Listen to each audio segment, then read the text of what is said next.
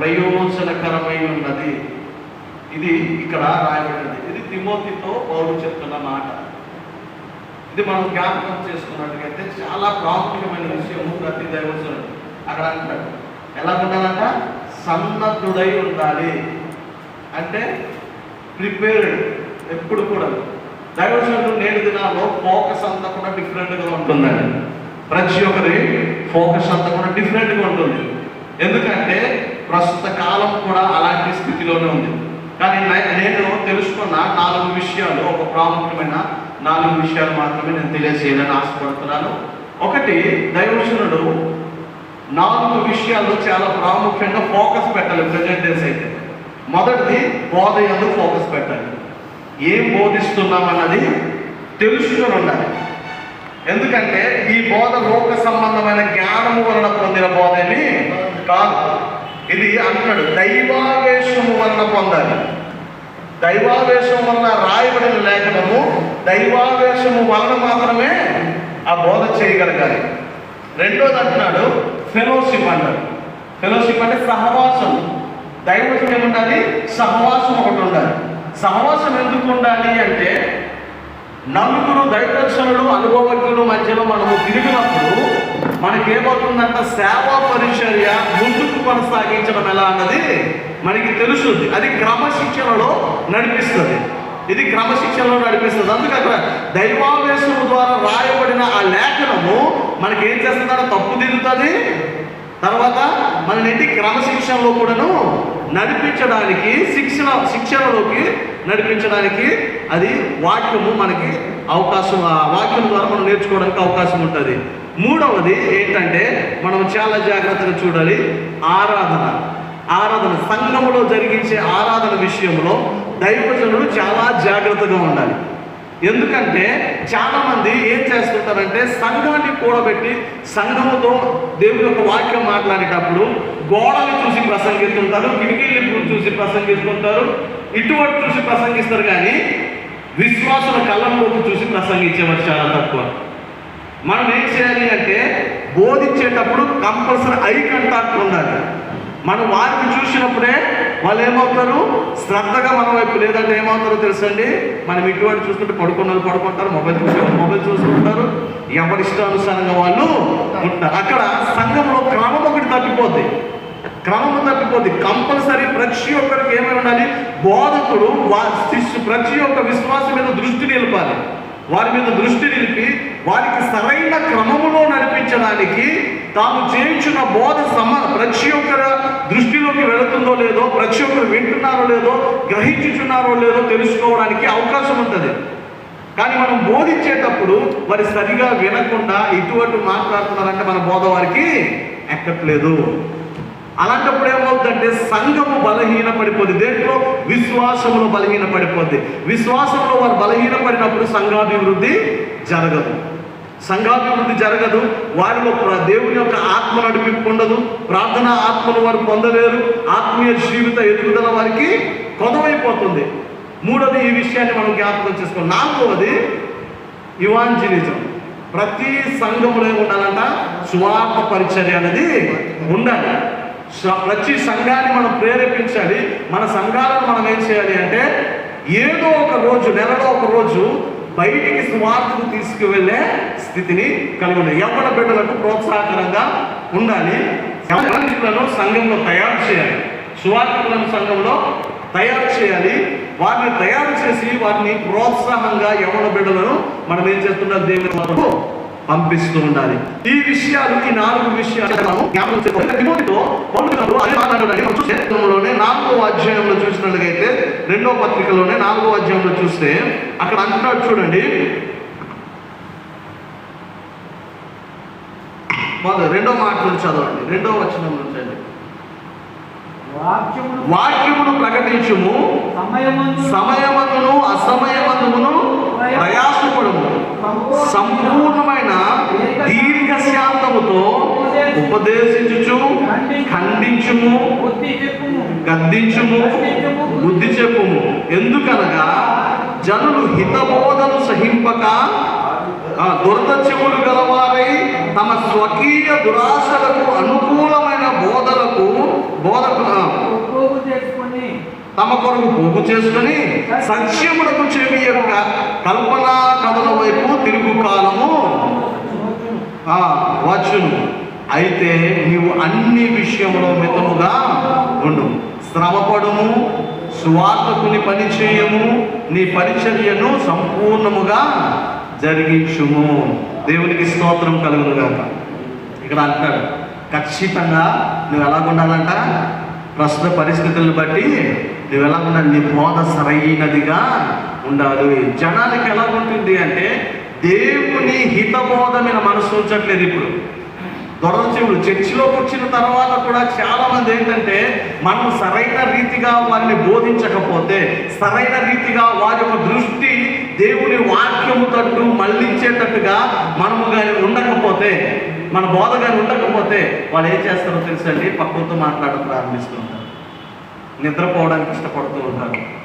వారి యొక్క పరిస్థితి అంతా కూడాను ఏమవుతుంటుంది, దేవుని వాక్యం మీద దృష్టి కాదు, ఎప్పటికైపోతే వెళ్ళిపోదామనే స్థితిలో చాలా మంది ఉంటుంటారండి. కాబట్టి సేవకుడు ఎలా ఉండాలి, ఇక్కడ అంటాడు కదా క్లియర్గా ఆయన అంటున్నాడు. ఏమంటాడు, ఉపదేశించు, ఖండించు, తర్వాత ఏమంటాడు, గద్దించు, బుద్ధి చెప్పు. దైవజనుడు ఈ 4 విషయాలు ఖచ్చితంగా చేయగలగాలి. ఉపదేశించాలి, తర్వాత ఖండించాలి, గద్దించాలి, బుద్ధి చెప్పాలి. సంఘంలో ఈ 4 ఎప్పుడైతే మనం చేయగలమో ఆ సంఘము దేవుని సన్నిధిలో దేవుని ఆత్మను ఎదగడానికి అవకాశము ఉంటుంది. లేదంటే కొన్ని సార్లు వారిలో ఆత్మ చల్లారిపోతూ ఉంటుంది, ఉజ్జీవం ఉండదు. ప్రేమ దేవుడు పాటలు పాడేవాళ్ళు పాటలు పాడుతుంటారు, చప్పట్లు కొట్టేవాళ్ళు చప్పట్లు కొడుతూ ఉంటారు. అదంతా కూడా ఆటోమేటిక్గా జరిగిపోతుంటుంది, కానీ వాటిలో దేవుని ఆత్మ రగిలింపబడదు. మనం ఎలా చేయాలి అంటే దేవుని యొక్క సంఘాన్ని ఉజ్జీవింపజేసేటట్టుగా, రగిలించేటట్టుగా మనము దేవుని యొక్క సంఘం వారిని నడిపించే స్థితిని కలిగి ఉండాలి. కాబట్టి దైవస్తుడు ఎలా ఉండాలంట, ఏ సమయమందైనా సరే నీ యొక్క సంఘములో కానీ ఎవరైనా సరే దేవుని వాక్యము తట్టు మనస్సు నిలవకపోతే వారిని ముఖం మీద చెప్పేయాలండి, ముఖం మీద గద్దించాలి. చాలా మంది గద్దించరండి. ఎందుకు గద్దించరంటే ఇక్కడ కాకపోతే ఇంకొక దగ్గరికి వెళ్ళిపోతారేమో. ఇక్కడ అలా కాదండి, దేవుని యొక్క సన్నిధిలో గద్దించు. నీ మాటకు లోబడకుండా ఎక్కడికి వెళ్ళినా దేవుని వాక్యం ఒకటే ఉంటుంది, ఎక్కడ నిలవబడలేరు. రెండోది, మనకి ఎత్తబడని 1000 మంది ఉన్నా ప్రయోజనం లేదు, ఎత్తబడే 10 మంది ఉన్నా ఆశీర్వాదకరమే. దేవునికి స్తోత్రం కలుగును కాదు. మనం చేసే బోధ ఎలా ఉండాలంటే అవతలి వారికి శోభరాసేదిగా ఉండకూడదు. అవతలి వాళ్ళకి ఏంటి, మార్చి దేవుని కొరకు ఆ ఆత్మను నడిపించగలిగేటట్టుగా మనం ఉండాలి. సంఘం చిన్నదైనా పెద్దదైనా సరే ప్రతి ఒక్కరి మీద దైవజనుడు దృష్టి నిలపాలి. ప్రతి ఒక్క ఆత్మీయ జీవితం కొరకు వారు ఏం చేస్తుండాలి, వారిని పరిశోధిస్తుండాలి. ఎక్కడైనా తప్పిపోతే వారికి గద్దిస్తుండాలి, ఎక్కడైనా క్రమం తప్పిపోతే వారికి క్రమశిక్షణలోకి నడిపించేటట్టుగా ఉండాలి.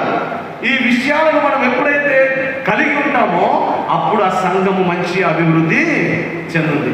ఒకటి, మనం మనుషులను మెప్పించడానికి ఇష్టపడకూడదండి, దేవుని మెప్పు కొరకు ప్రయాసపడాలి. బైబిల్లో క్లియర్గా రాయబడింది, మనుష్యుల మెప్పు కాదు దేవుని మెప్పు పొందువాడు ధన్యుడంట. కాబట్టి మనం ఎప్పుడు కూడా మన సొంత కార్యాల మీద ఎక్కువ ఇంట్రెస్ట్ చూపిస్తున్నాడు. సొంత కార్యాలంటే ఏంటి, మన పనులు మనం చేసుకోవడం కాదండి. సంఘం నుండి బెనిఫిట్స్ని ఆశించి, సంఘం నుంచి ఏదో లాభసాటికి సంఘాన్ని నడిపించే స్థితిని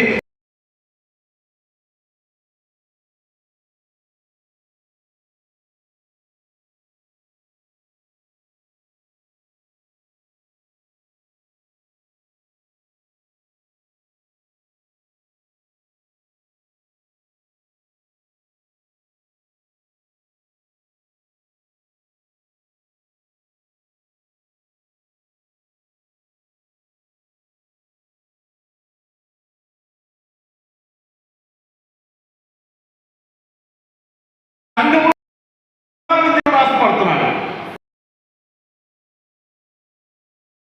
ఎన్ని రకాలు మనము బోధ చేసిన ఏ ప్రయోజనము ఉండదండి. అలా ఎత్తబడాలి అంటే మనం ఏం చేయాలి, ఖచ్చితమైన బోధలో మనము ఉండాలి. అది తిమోతితో క్లియర్గా చెప్తున్నాడు అపోస్తలుడు పౌలు. గద్దించు, ఖండించు, తర్వాత ఉపదేశించు, బుద్ధి చెప్పు. ఈ 4 విషయాలు కంపల్సరీ ఉండాలి. ఉపదేశించడంలో, గద్దించడంలో, ఖండించడంలో, బుద్ధి చెప్పడంలో దైవజనుడు ఏమంటారంట, ఎవరిని కూడాను ఏ మాత్రం కూడాను కాంప్రమైజ్ అవ్వకుండా బోధించగలిగే ధైర్యాన్ని కలిగి ఉండాలి. నేటి దినాల్లో దైవజనులో ఆ జీవింపబడిన ఆత్మ కొదవైపోయిందండి. ఏం చేస్తున్నారంటే సంఘాన్ని ఏదో అలా నడిపించుకుంటూ వెళ్తున్నారు తప్ప దేవుని రాజ్యం కొరకు సిద్ధము చేయట్లేదు. దేవుని రాజ్యం కొరకు నువ్వు సిద్ధము చేయని ఏ సంఘము కూడాను, దేవునిలో ఆ దైవజనుడు కూడా అలాగే ఉంటాడు, సంఘము కూడా అలాగే ఉంటుంది. ఆయన ఎత్తబడ్డు, వాళ్ళు ఎత్తబడ్డు. మరి నీ సంఘానికి ప్రయోజనం ఏంటి? నీ పరిచర్యకి ప్రయోజనం ఏంటి? నీ ప్రయోజనము ఎలాగుండాలి? నీ సంఘ ప్రయోజనం ఎలాగుండాలంటే దైవజనుడు ఎత్తబడాలి, నీతో కూడాను 10 మంది ఎత్తబడాలి, నీ సంఘము కూడా ఎత్తబడాలి. ఆ రీతిగా నువ్వు అక్కడ బోధ చేయనట్లయితే నువ్వు చేసే ఆ సేవా పరిచర్య వ్యర్థమైనదే. కాబట్టి మనం జ్ఞాపకం చేసుకోవాలి, మన ముందు ఎంత గొప్పవారున్నా సరే మనల్ని పిలుచుకుని మనకు అభిషేకించిన దేవుని కంటే గొప్పవాడు ఎవడు కాడు. మాట్లాడేవాడు ఆయన నన్ను సాధనముగా వాడుకుంటున్నాడు, ఆయన మాట్లాడుతాడన్న ధైర్యముతో దేవుని యొక్క సేవలో మీరు ముందుకు కొనసాగినట్లయితే జ్ఞాపకం ఉంచుకోనండి, ఈ 4 విషయాలను మనము దేవుని యొక్క సన్నిధిలో ఖచ్చితంగా నిలవబడ్డ దినమున తప్పకుండా దేవుని యొక్క సన్నిధిలో ధైర్యంగా మనం నిలవబడతాము, మన సంఘాన్ని కూడా నిలవబట్టగలిగే స్థితిని మనం పొంది ఉంటాం. ఆ రీతిగా మనము దేవుని యొక్క కృపలో వర్ధిల్లాలని మీ అందరికీ తెలియజేస్తూ ఈ మాటలు ముగిస్తున్నాను. ఈ మాటలు పడి దేవుడు మనల్ని దీవించునుగా.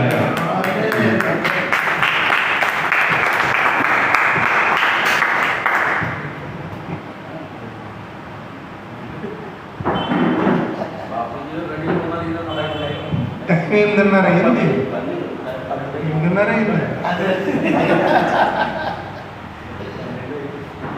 20 నిమిషాలు చెప్పారనుకుంటున్నాను. 20 నిమిషాలు తక్కువే అయినా చాలా మంచి సబ్జెక్ట్.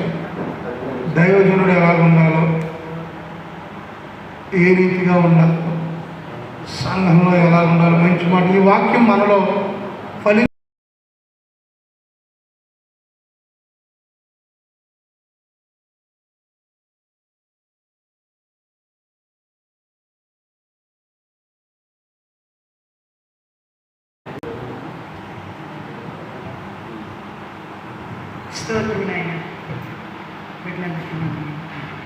స్తోత్రాలు తండ్రి. పరిశుద్ధాత్మ దేవ వందనములు చెల్లిస్తున్నాను ప్రభా. గత 5 నెలలు బట్టి పిలిచే ప్రార్థనలు నేను పాల్పంచుకోలేదు, మరి నా పరమను క్షమించి తండ్రి. గొప్పవాడా, శక్తిమంతుడా నాయన, నువ్వు గొప్పవాడు తండ్రి. 10 మంది పెట్టి 20 మంది పెట్టి సిద్ధపడ్డారు ఇక్కడికి నాయన. నీ పరిశుద్ధ మందిరంలో తండ్రి నీ స్తోత్రాలు. ఈరోజు వాక్యం తండ్రి నీ స్తోత్రాలు. యేసయ్యా నీ స్తోత్రాలు. సేవకుడు ఏ రీతిగా ఉండాలి, ఎలా నడుచుకోవాలి, ఎలాగ సంఘాన్ని బలపరుచుకోవాలో, సంఘాన్ని ఏ రకంగా ఆకెట్టాలో కల్వరి లోరి స్థలందరక మంది గ్లౌరీ స్తోత్రాలు. కొన్ని మాటలు హెచ్చరించారు నీ దాసు కల్వరి నాదాని స్తోత్రాలు తండ్రి. ప్రతి బిడ్డ సంఘాన్ని విస్తరించండి, ఫలించండి నాయన, కృప దయచే ప్రభా. అయ్యా నీ స్తోత్రాలు చెల్లిస్తున్న సంఘాల కంటే ప్రతి దైవజనుని మీరు ఎత్తి పట్టండి తండ్రి. నీ కృప దయచేయండి, పిలిచి నాడుగా అభివృద్ధిపరచండి ప్రభా. అయ్యా నీ స్తోత్రం ఇది ఇంతకు మట్టుకే కాకుండా ఇంకా వృద్ధి కృప అనుగ్రహించండి, సహాయం చేయి బాబు. నీ స్తోత్రం మంచి కాపరి, గొర్రె కాపరి, విధాన కాపరి, జీవ కాపరి నీకు స్తోత్రాలు. నీ పంచాన్ని నిలబడినప్పుడు మా పంచాన్ని మీరు నిందలు చేయండి తండ్రి. మీరు సహాయం చేయండి. మా ముందున్న దైవజనులు మీరు ఎత్తి పట్టణ ప్రభు, పెద్దల అభిషేకుల తండ్రి నీ స్తోత్రాలు ఆయన మీరు దర్శించండి తండ్రి. ఇంకా నెలలకి ఎక్కడెక్కడ అయినా సమకూర్చాలో సిద్ధపరచాలో మీరు బయలుపరచండి ప్రభు. నీ స్తోత్రం. నా సమస్యల ద్వారా నేను పెట్టలేకపోయాను, నీకు స్తోత్రం తండ్రి. యేసయ్యా నీ స్తోత్రం. ప్రతి వారికి పేరు దయచేయండి, సహాయం చేయండి. ఈ సంఘాన్ని మీరు అభివృద్ధిపరచండి, బలపరచండి ప్రభు. ఇక్కడ కాపాడి మీరు ఆకర్షించండి. ఈ దాసులు ఎత్తిపట్టండి. అయ్యగారిని ఇక్కడ కాపాడుతండి. ఇది ఎంత ప్రోత్సాహం చేసి సిద్ధపరిచి అనేక మంది నాకెట్టి తండ్రి ఇటు విధంగా నడుపుతున్న మీ దాసుని మీరు ఎత్తిపట్టండి ప్రభు. మీ నామాన్ని స్థుతించి కనపరిచి బలహీనమైన నన్ను బలపరిచి ఈరోజు నన్ను ఇందులో సిద్ధపరిచి తండ్రి నాయన ఇందులో పాలు పంచుకున్నందుకు నీకు వందనాలు చెల్లిస్తున్నాను ప్రభు. ప్రార్థన అంటే ప్రాణం తండ్రి, నీకు స్తోత్రాలు. ఇంటికాడ ఉన్న వారికి దొరకదు నాయన తండ్రి. ఈ ప్రార్థన వర్తిని కృప దయచేయండి, సహాయం చేయండి. ఈ గ్రామం ఈ ప్రజలందరినీ మార్చుకున్నాం. ఇవే నిజమైన దేవుళ్ళని తెలుసుకునే కృప దయచేయండి, సహాయం చేయండి. యేసు క్రీస్తు నామములో ప్రార్థించి అడుగుతున్నాను తండ్రి.